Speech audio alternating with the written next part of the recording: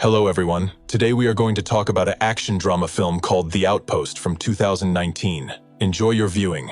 In 2006, the US Army set up a number of outposts in northern Afghanistan to fight the insurgency.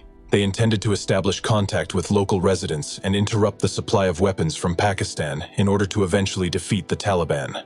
They also set up an outpost in a remote valley surrounded by mountains. The team consists of Romesha, Gallegos, Skous, Younger, and Kirk. Sergeant Romesha advises everyone to forget about their families while they are in this valley, because no one knows how it might end. When the helicopter landed, they were met by other soldiers who were already guarding the outpost. A new day dawns, and Romesha is amazed because the camp is in a lowland. In fact, they are essentially in the palm of the Taliban's hand on all sides. Suddenly, they are fired upon. The soldiers go on the defensive. Captain Keating orders to use a mortar and suppress the Taliban's fire. After a few explosions, the enemies disappear. But the first wounded soldiers appear. One of them is Jacob. He says that this outpost is very poorly made and they are all surrounded. Nevertheless, the operation was successful, and Jacob wants to return to the battle. Rodriguez doesn't understand why he wants to, because he has seen many soldiers who tried to look tough, but they all ended up the same way, and eventually died. Captain Keating finds out that soldier Faulkner has decided to entertain himself with illegal substances, which is a big problem because there are only 54 of them here, and they all have to trust and rely on each other. Faulkner promises that this will not happen again. After 10 minutes, the general meeting begins. Keating thinks about how they can survive being the main target of the militants. He decides to build relationships with the locals because respect can help them survive. They will invite all the elders of the valley, and Keating will be as polite as possible. After a while, negotiations begin.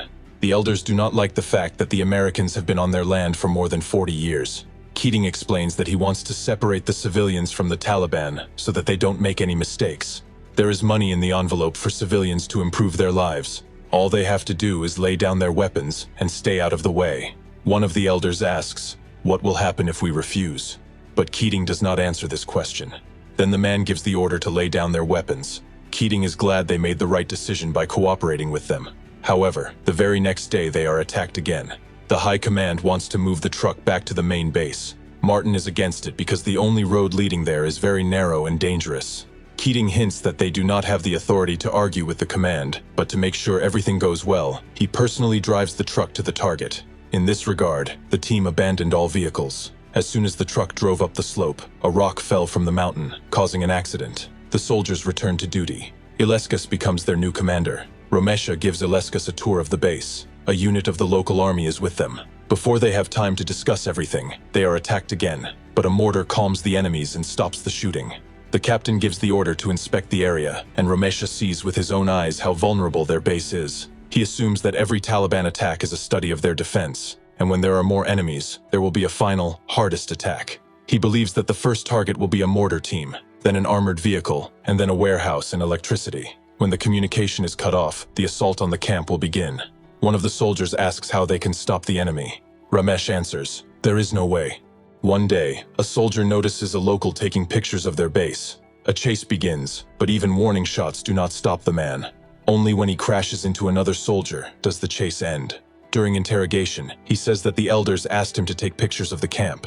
They have to convene a council and find the enemy elder. The man says that Ilescas is breaking his promise to Captain Keating, and now he is taking their children. Ilescas pulls out an envelope with money to build a school, demonstrating his desire to fulfill his promise. But before that, he needs to find the traitor. Romesha notices that half of the Afghans from the last council are not here. In the evening, Muhammad, a translator, comes to the camp. He has information that the Taliban are coming to them with a hostile attitude. The last council was unsuccessful, so they need to prepare for defense as soon as possible. However, the soldiers take this as a joke, because the last time he said the same thing, nothing happened. No matter how he tries to explain everything to the soldiers, they still don't listen to him. Nothing happened during the night. Towards morning, Muhammad intercepts someone's signal, but he does not understand the dialect. Ilescas and Younger walk into an ambush. The survivor, Younger, is shocked by what he sees and begins to think about leaving this life. Romesha notices the boy, takes a bullet out of the chamber, and tells him that he had a similar situation. His best friend died in front of him, but he realized that his relatives were waiting for him at home, and he had to fight to the end. To avoid problems, Younger is allowed to fly away in a medical helicopter. Near the bridge, they manage to find an Afghan ID card. Molak remembers this guy. He works at a hydroelectric power plant.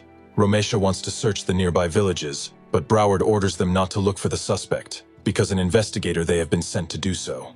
When the base is attacked, mortars are quickly aimed at the enemy target from where they are firing, but before returning fire, Broward orders Romesha to see if the enemy has a weapon or radio. He tries to explain that if they are being shot at, then the enemy definitely has weapons. However, Broward repeats his order, and Romesha expresses his dissatisfaction. The officer says that 4 captains have died here before. Broward has seen much more than they have, and he was assigned here for a reason, so they must follow his orders. In the dead of night, the Taliban began using a new tactic: mortar attacks. The soldiers respond with white phosphorus strikes. The command is surprised that the insurgents have launched mortars at night, which means they definitely have night vision devices. In the morning, the elders came. According to them, one of them had a daughter who died after being shelled with phosphorus, and the body had already begun to decompose. The sergeant reports this to the captain, but he pays the money anyway. Just an hour later, Broward comes in with the news that he has been relieved of his post and will be leaving in 2 days. Captain Portis will replace him, but he will be gone for a couple of weeks, and while he is gone, Lieutenant Andrew will be in charge. Andrew realizes that the situation is very serious if Portis is appointed to this position. None of the soldiers should talk about the change of command. It is October 3rd, which means that there are 2 days left until the outpost is disbanded. Muhammad shouts that all the villagers have left, and soon the whole Taliban army will come here. The soldiers, as always, take it as a joke, but a few minutes later, noise begins to come from the mountains, and the enemies surround the outpost. The soldiers open fire. Rod tries to cover the mortarman Thompson, but a flurry of bullets and explosions kills Thompson. Andrew tries to call for air support, but no one can arrive due to bad weather. The Afghan soldiers didn't want to die, so they decide to run away. The ammunition for the machine gun is quickly running out. The soldiers are under fire, and they are running out of ammunition. The number of soldiers is rapidly decreasing.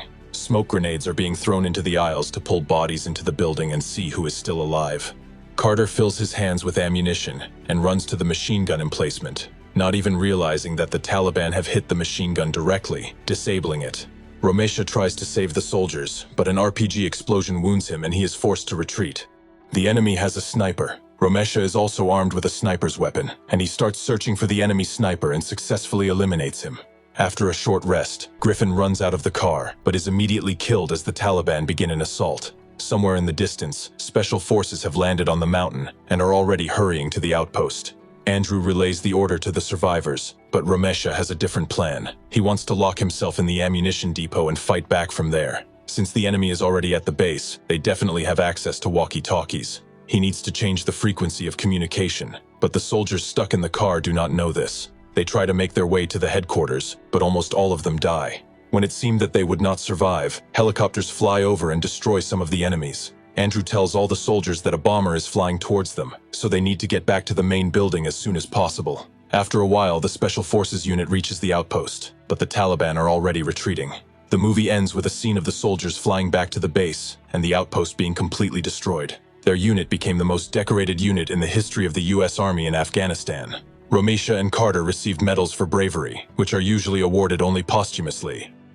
If you have watched the video so far, you should know that I am happy to have viewers like you. Thank you for watching to the end. Subscribe to the channel and follow the news. Klonsak Recapped was with you. See you soon.